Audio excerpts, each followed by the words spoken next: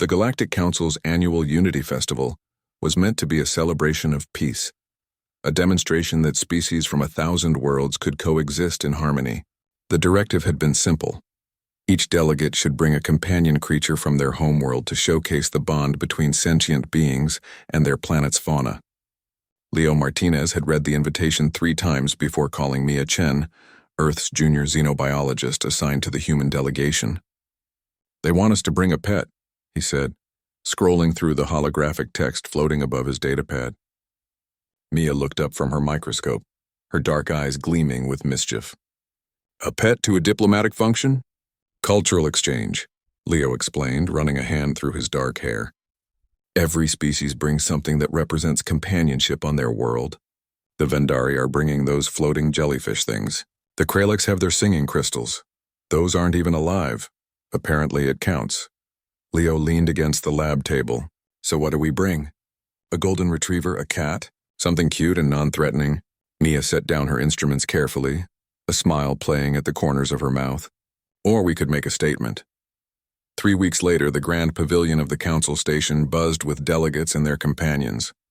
Creatures of every conceivable shape drifted, hopped, or slithered through the cavernous space. The Vendari's bioluminescent medusae pulsed with gentle light. The Thexian ambassador had brought a creature resembling a furry sphere that hummed contentedly. Even the usually stoic Garundi had presented small crystalline beings that chimed when touched.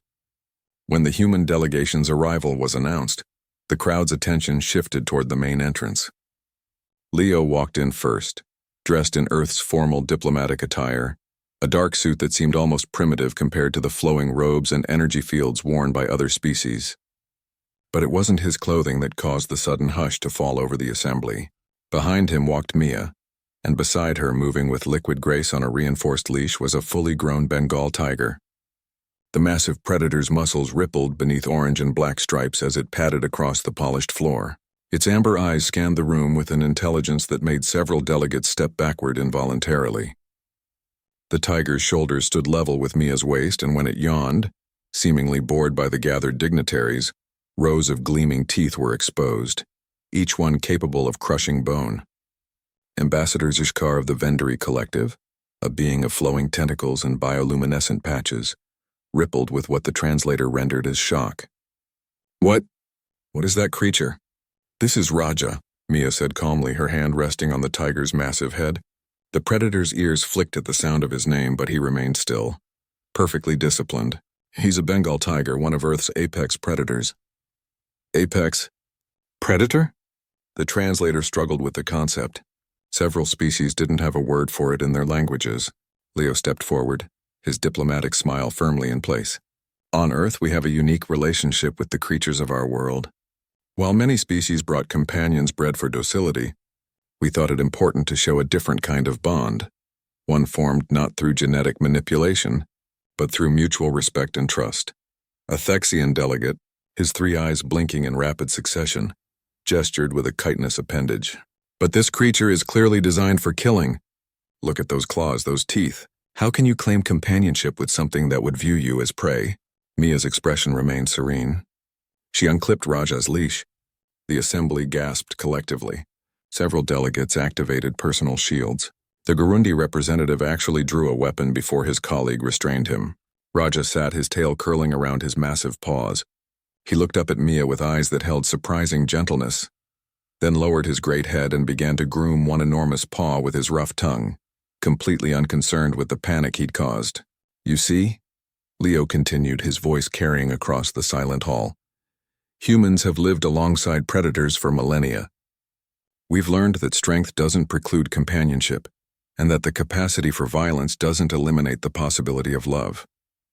Raja here could kill either of us in seconds if he chose, but he doesn't choose that. He chooses to trust us as we trust him." Mia knelt beside the tiger, her small frame dwarfed by his massive one. She wrapped her arms around his thick neck, and the great cat leaned into her embrace. A deep, rumbling purr emanated from his chest, a sound so powerful it vibrated through the floor plating. "On Earth," Mia said softly, though her voice carried clearly in the shocked silence, "we don't just bond with creatures that make us comfortable. We form connections with those that challenge us, that demand our respect. that remind us we're part of a larger ecosystem of life. Raja's ancestors have lived alongside humans for thousands of years. Some feared them, yes. Some hunted them. But others recognized kindred spirits, survivors, strategists, beings worthy of admiration. Ambassador Jakar drifted closer, though maintaining a respectful distance. His bioluminescence had shifted to patterns the translator interpreted as curiosity. But how? How do you train such a creature to not follow its nature? We don't, Leo replied. That's the point. Raja is exactly what nature made him, a perfect predator and apex hunter. But his nature includes more than just hunting. Tigers are capable of complex emotions, of forming bonds, of making choices. We didn't train away his nature. We earned his partnership. A younger delegate, a Sivari with crystalline skin that refracted light in rainbow patterns, spoke up. Our screening indicated no biological enhancements. Are humans simply not afraid? Mia stood, brushing tiger hair from her diplomatic uniform. Oh, we're afraid. Fear is what kept our species alive long enough to reach the stars. But we learned something important. Fear and trust aren't opposites. They can coexist. Every time I'm with Raja, there's a small part of my brain, the ancient part, that remembers his kind once hunted mine. But there's also the part that knows him, that has studied his moods, that understands the language of his body. Trust without risk isn't really trust at all. Raja stood stretching with the languid grace that only felines possess. He walked toward the assembled delegates, and despite themselves, several more stepped back.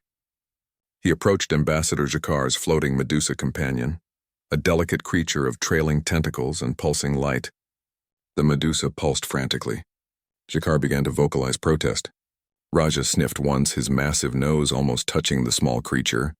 Then he simply lay down, resting his chin on his paws, watching the Medusa with calm, half-lidded eyes. No threat, no aggression, just curiosity and the confidence of a being that had nothing to prove.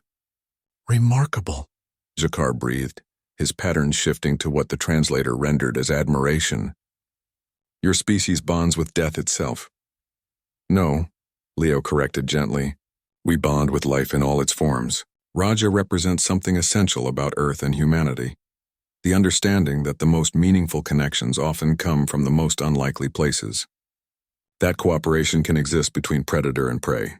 That intelligence and compassion aren't the exclusive domain of the docile. The festival continued, but the tone had shifted. Delegates who had initially recoiled found themselves drawn to the human corner, watching as Mia demonstrated Raja's training, as Leo explained Earth's complex ecosystem of interdependent species. Children of various species, under careful supervision, were allowed to see the great cat, to understand that something could be both dangerous and gentle, powerful and peaceful. As the evening drew to a close, the Galactic Council's High Arbiter, an ancient being of pure energy who rarely manifested physically, materialized before the human delegation. You have taught us something valuable today. The Arbiter's voice resonated directly in their minds. We sought to celebrate harmony through submission, comfort through control. You showed us that true unity acknowledges difference, respects danger, and finds connection not in spite of our natures but because of them. Mia smiled, her hand resting on Raja's broad head. That's just how we do things on Earth, Your Excellency. We don't ask the tiger to stop being a tiger. We rise to meet him as equals. As they departed the pavilion, Raja walking calmly between them, Leo leaned toward Mia. You know this is going to be in every xenobiology textbook for the next century, right? Good, she replied, scratching behind Raja's ear. The great predator's purr rumbled like distant thunder. Maybe it'll remind them that humanity didn't reach the stars by being safe. We got here by being brave enough to walk alongside our tigers. Behind them, the galaxy watched, learned, and perhaps for the first time, truly understood what made humanity unique. Not their technology, not their diplomacy, but their audacious belief that even the most fearsome predator could become family.